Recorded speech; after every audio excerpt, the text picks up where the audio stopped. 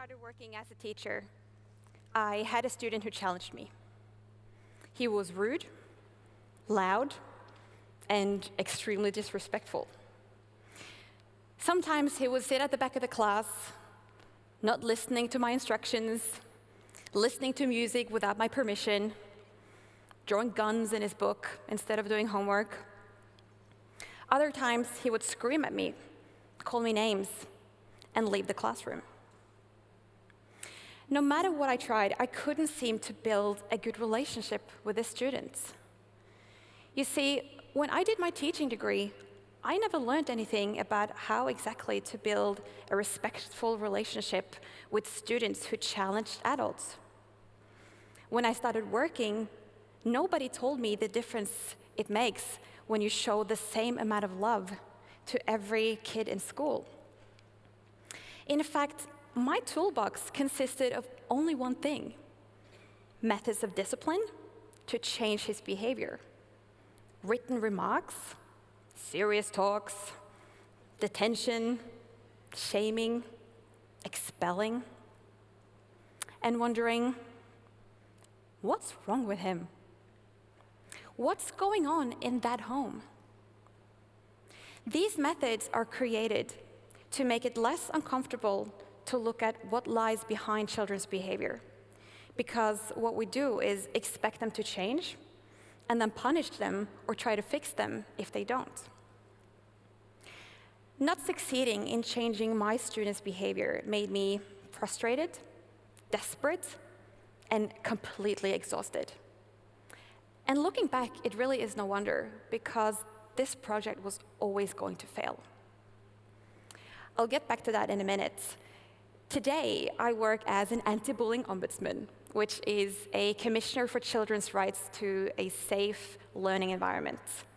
And anti-bullying ombudsman, that has to be one of the world's saddest job titles. It's sad that there even is a need for someone doing this job, but there is.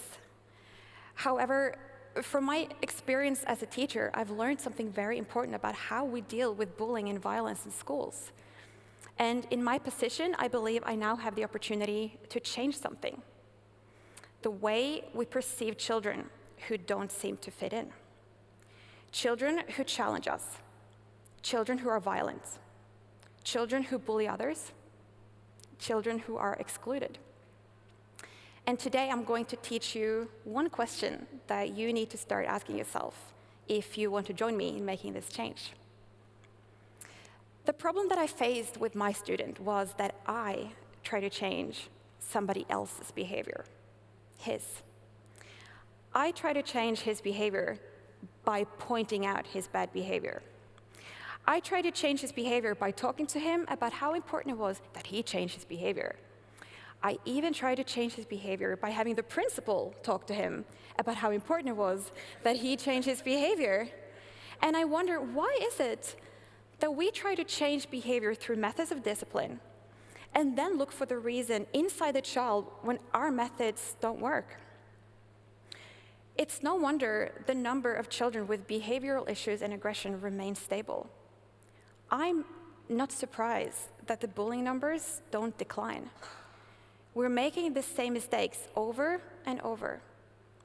When a child repeatedly misbehaves, we assume there is something inside the child that has to be fixed. And so, with our best intentions, we try to fix them.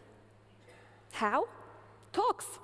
Talks with a teacher, talks with a school counselor, talks with a principal, meetings with the parents, meetings with the teachers, meetings with the parents and the principal.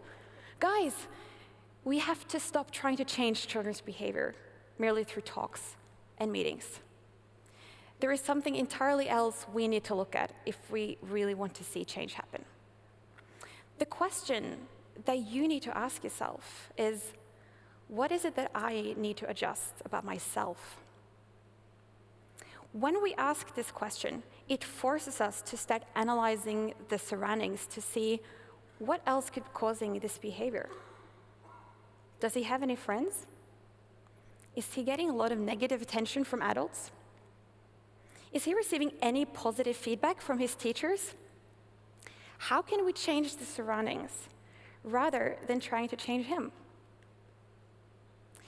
It so happens that for some of us, it's hard to realize that in order to see a change in others, you might need to change something in you. Why? I have a few theories.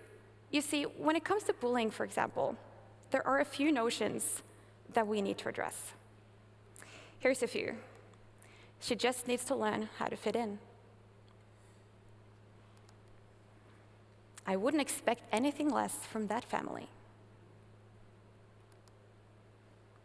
I would never let my child play with him. He's such a bad influence. It's probably ADD or something like that. Punch back. I'm sure you've heard or said some of these things before. It doesn't make you or anyone else a bad person. But my claim is we think and say these things because we are too used to being descriptive. We individualize problems in children. And how did we get here? Because it's an extremely comfortable place to be. The problem is over there, inside that head. It's time we train ourselves to adjust something in us. When children show signs of not feeling included, of not feeling that they are a significant part of society, because even if there is a diagnosis or something that does go on in that home, well, we're not going to change anything here and now, only by pointing that out, are we? Because here is what we'll see if we take one step back and look at the surroundings. Some teachers will behave differently around certain students. Our routines for observation and intervention during recess aren't good enough. Some parents will gossip and talk badly about students and their parents in front of their own kids. We will see that we are very quick to outsource responsibilities to others, and that most anti-bullying awareness programs are about changing children, not adults, and will therefore never have real impact. And we will see that too many schools blindly use behavior-changing methods to change children, and that is actually doing more damage than good. So back to my student, it was really by coincidence I noticed it had an effect when I stopped asking him, "Why aren't you doing this? Why aren't you doing that?" And instead asked him, "What do you need me to do?"